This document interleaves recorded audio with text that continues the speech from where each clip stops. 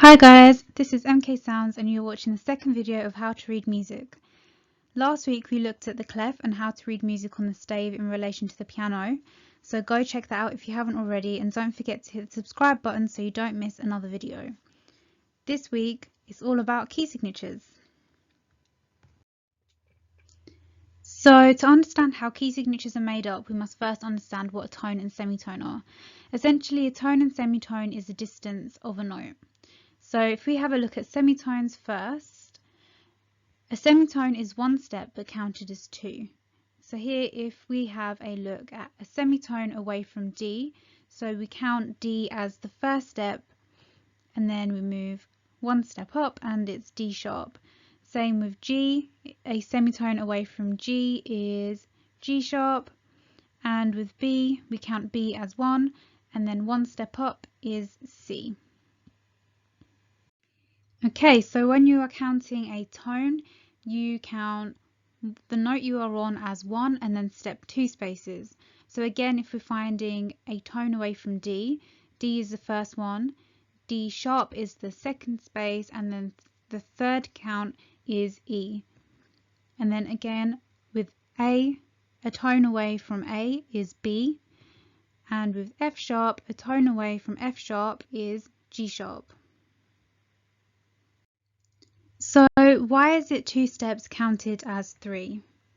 The reason we step two spaces but count it as three is to do with intervals on a stave. When counting an interval on the stave, you always count the starting note as one. No one told me this and I got very confused, so it's best to count this way for consistency. So the basics of key signatures. Key signatures are made up of sharps or flats. They represent the collection of notes. And on a stave, key signatures are placed after the clef. There are two main types of key signatures, major key signatures and minor key signatures. This video will explain how to identify the different key signatures. A key signature means that all of those notes in the piece, unless stated otherwise, should be sharpened or flattened.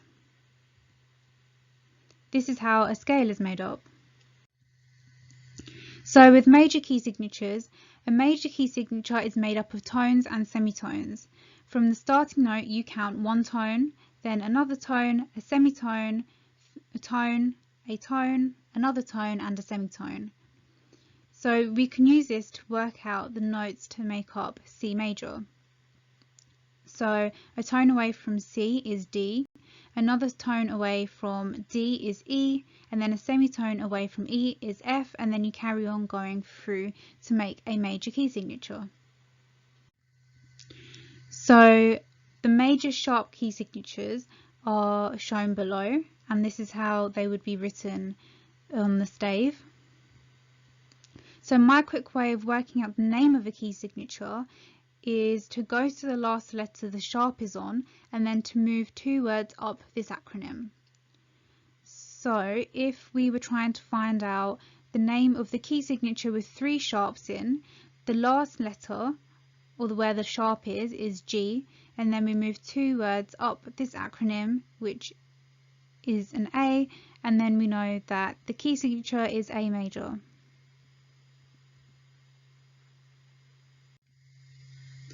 So A major has three sharps on F, C and G.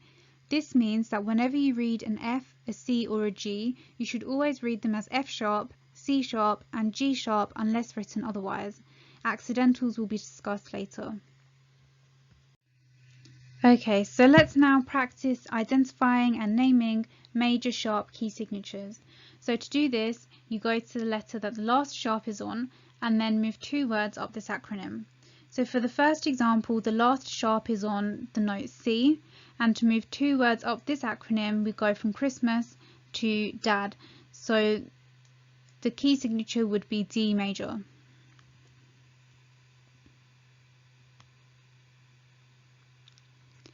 Have a go at identifying the next two key signatures. Pause the video here to give you time to try and work this out. So let's go through the answers. The last sharp is on A, So when you move 2 words forward in this acronym, you get to the letter B, which is blanket. So the answer is B major. And for the last one, the last sharp is on an E. So 2 words forward is F, which gets you to father. So because we had to loop back to the start, we add a sharp in front of the name of this key signature. So it would be F sharp major. Here are all the flat key signatures shown in the diagram below. So if you were trying to work out the name of the flat key signature, you would go to the letter that the last flat is on and then move 1 word back in this acronym. Blanket explodes and dad gets cold feet. So if we were trying to find out the name of the key signature with 4 flats in, the last note will be G, and then if we were move 1 word back in the acronym, we get to D, which is dad, and then the key signature is D flat major. So as you can see, the flats all have a flat sign in the name of the key signature. But when working out F major, because you end up looping back to the start of the acronym, it doesn't have a flat sign. So if we were to work out the name of the key signature with 1 flat sign in it, the last note will be B. And if we move 1 word back in the acronym, we go loop round back to F, which is feet.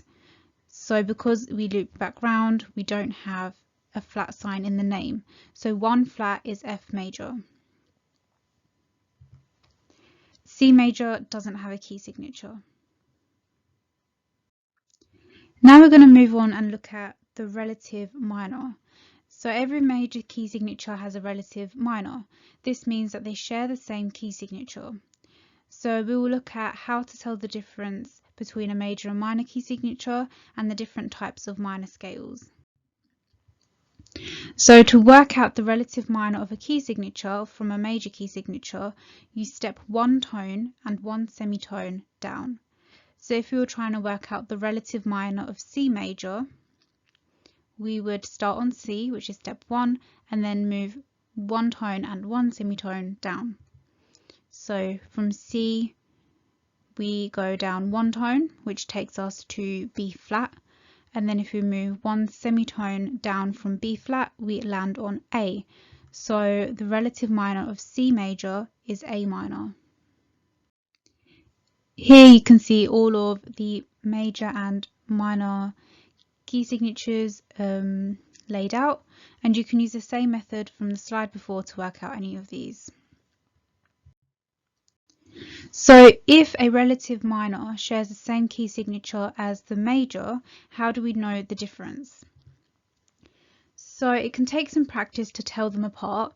However, you can use 2 indications. So the first one would be the sound of the piece and the chords used.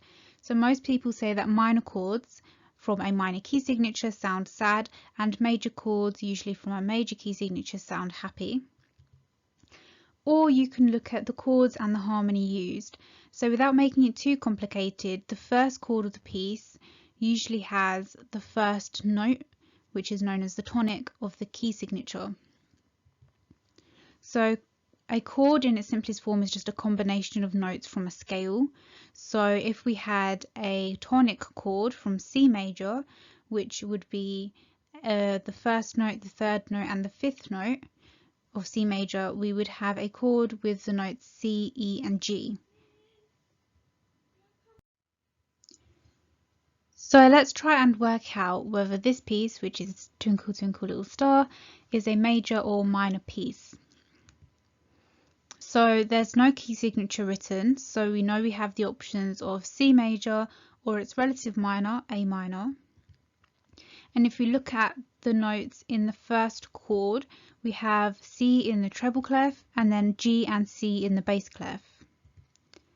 So because we have 2 C notes in the first chord of this piece, we can guess that the piece is in the key of C major. So now we know the notes that are in the key signature and the notes that make up scales from key signatures. We're going to look at accidentals. Sometimes notes that are outside the key signature appear, and these are known as accidentals. So if we're in the key of C major, There are no sharps and no flats written in the key signature, so we shouldn't expect to see any. But if we do see sharps or flat written in a piece of music, these would be known as accidentals because they're from outside of the key signature. So if a note has an accidental written within a bar and that same note appears in the bar, then both of those notes would be known as accidentals. So if we had two G's in a bar of C major music and the first G has a sharp, which is an accidental because it's outside of the C major key signature, but the second G doesn't have a sharp, we would assume that both of those G's should be sharpened. So if you have two G's appearing in a bar and the first one is sharpened, assume that the second one is sharpened. That's just kind of a general rule in music. Here are the different accidental signs. So we have sharps and flats, which we've seen before, and this one is a new one. It's called a natural. So this sign is used to say that the sharp or flat in this key signature is not relevant for this note. So if the key signature has an F sharp, but an F is being written with a natural sign in front of it, then you play it in its natural state without the sharp. This takes us on to different types of minor scales. So minor keys often have accidentals written in their scales, and this is just to give a variety of notes for the composer to choose from. To understand minor keys better, we can look at the different types of minor scales.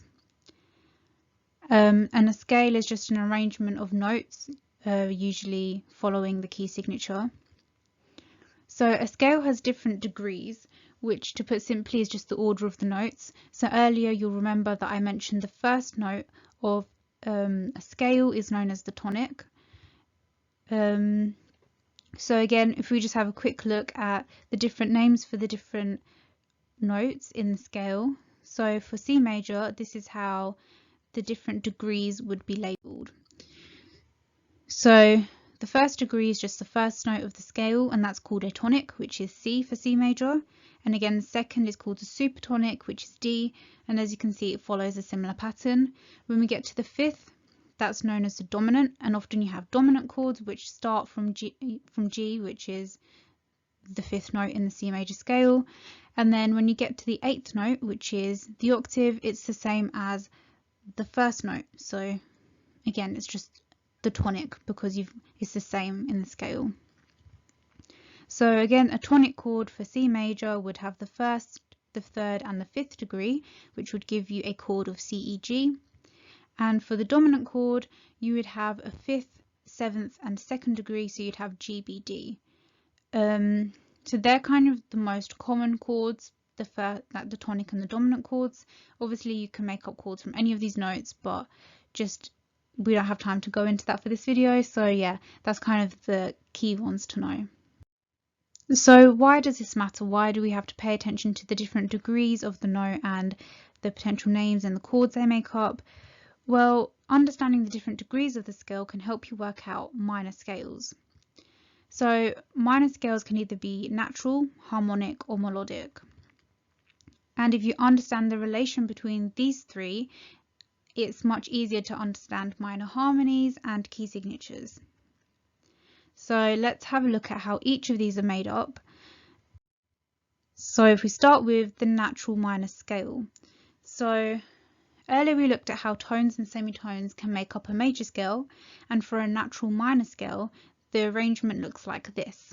So we have a tone, then a semitone, a tone, a tone, a semitone, a tone, and a tone. So these are the spaces between the notes. So the relative minor of C major is A minor, so no sharps or flats in the key signature. So the natural minor of A is, so these would be the notes A, B, C, D, E, F, G, A. So that is what an A minor scale would look like. So then a harmonic minor scale is the same as the natural minor scale, except from the seventh degree is raised by a semitone. So here you can see that the first 6 notes are the same, but then we have a G sharp introduced, and that's because it has been raised. So yeah, notice how the 7th degree is now a G sharp. For a melodic minor, this is potentially the more confusing type of minor scale, because the notes are different depending on whether you are ascending in the scale or descending in the scale. So here I've just used T for tone and S for semitone. So when ascending in a melodic minor scale, you raise the 6th and the 7th degree. So here you can see we've got A, B, C, D, E, F sharp and G sharp, because both the 6th and the 7th have been raised, and then an A again. And then when you're descending, you essentially use the notes from the natural minor scale. So you flatten the 6th and the 7th, and you have the minor scale when you're descending. So just to summarize that all, it is quite confusing and it's quite a lot of information to take in, so don't worry if you don't get this yet. Just kind of have a look at some different examples and eventually it will just click. But here are just some things to remember. The natural minor has the same signature as the relative major, so it will have the same number of sharps and flats in the scale. A harmonic minor raises the 7th degree by a semitone, and a melodic minor raises the 6th and 7th degree on the way up and naturalizes them on the way down, so it's the same as the natural minor when descending. So if you want to pause the video here just to have a look at another example, go ahead and do so. What we have here is an E flat major scale and the relative minor, which is C minor. So I've written out the notes from an E flat major scale, and as you can see we have E flat, A flat and B flat, because there are 3 flats in the key signature. And then for the relative minor, which is C minor, in the natural C minor scale, we have again E flat, A flat and B flat. Then when we go to the harmonic C minor scale, because we've raised the 7th, we now have a natural B rather than a B flat. And then when we go to the C minor melodic scale, when you're ascending, we have the A has been naturalized and so has the B, because we've raised the 6th and the 7th degree on the way up, and then on the way down it will be the same as the C minor natural. So that's it for today. I know it's quite confusing. Minor scales and minor harmonies took me a long time to understand, so don't feel too worried if you haven't quite understood it all yet. Just have a quick look at more examples, do a bit more reading around it, and you'll understand it eventually. But thank you for watching. Next video we will look at how to write different rhythms, so moving away from harmonies completely. Don't forget to subscribe, like and share, and if you haven't already, go look at the first video where we look at how to read different clef signs. Ask any questions in the comments below, and don't forget to follow my Instagram account, MK Sounds. I'll see you all for the next video where we look at how to write different rhythms.